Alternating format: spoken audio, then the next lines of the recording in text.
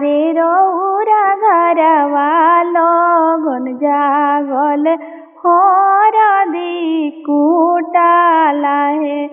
आरे रौरा घरवालो गुन जागल हरदी कुटाला हे।